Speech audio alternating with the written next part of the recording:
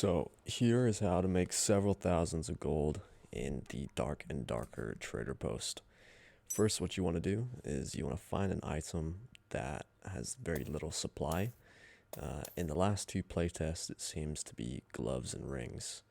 Now, in terms of rings, which is what we're flipping today, we want to be looking for rings of quickness and rings of courage. Typically, we find any ring or any type of item at all with will or knowledge doesn't really sell for too much.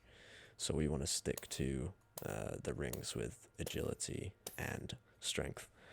Now, to make this much easier for yourself, in the top of the trading post, you can filter by specific items. So in this case, I'm not doing it here as I'm just starting out trying this method. But we end up making around 1,000 plus gold here in about 10-15 minutes. So first, items that we want to look for and specific stats, we want to see stuff like true damage, physical damage, weapon damage. These are the things that are going to sell for the most, and those are the things that we want to look for. Most of the time, you can negotiate a little bit with these people. If they put in a fixed price, maybe offer a little bit lower. You don't lose too much by them saying no. And then people who typically don't post a price with whatever they're selling, it's likely that they don't know actually how much it sells for, and then that way you can lowball them and they'll most likely take it. Most of these rings here I'm flipping within seconds after buying it for an extra 100, 200, 300 gold. And as I got better at this, I was flipping rings for 600, 700 gold plus.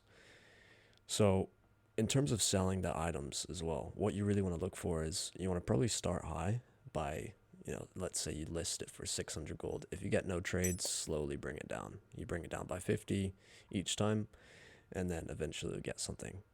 A key thing to look out for when you're actually selling these rings or selling anything in general, if people trade you instantly and you get a lot of trades coming through, don't accept it straight away. Just see how many come through.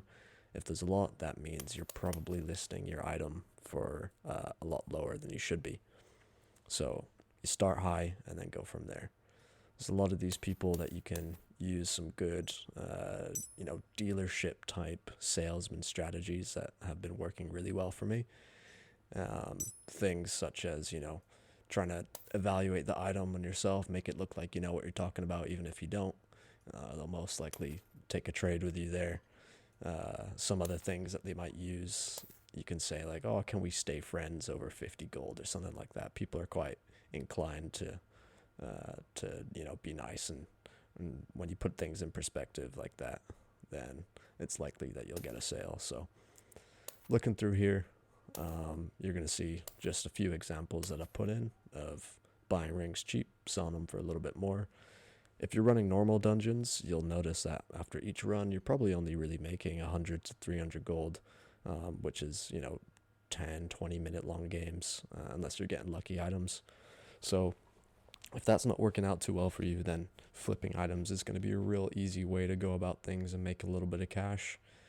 I'm not too sure if I show my inventory in this video, but at some point within this wipe, I ended up having around 30,000-40,000 gold in candies, which is not too bad.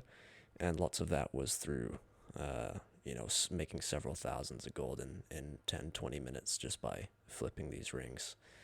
Now, it might not be the case in the next playtest because it really comes down to what items have the highest drop rate. Things like necklaces you won't be able to flip because there's just too high of a drop rate, so there's a lot of supply it's outweighing how much demand there actually is. There's too many. But in the case of rings, everyone needs to, and there weren't that many dropping in this last playtest, so that's why you can sell a real poorly rolled ring for at least 200-300 gold. And then I ended up doing the same thing with the gloves as well. We'll see through the next playtest what that ends up being, but the best way to find out which item has the highest drop rate and which doesn't is filter specifically by the item you're looking for. If you see thousands or hundreds of listings coming up, clearly there's a lot of supply. In the case of watching, these rings, if you're seeing very little amount being posted, that means there's not too much of them. But there's a lot of people in there trying to buy them. So So that is it for flipping rings in Dark and Darker. Thank you guys for watching. Hopefully you guys can replicate this in the next playtest, and I will be sure to make another video as soon as that playtest is available on what is the best thing that we should be flipping in that current playtest market. Appreciate it, guys.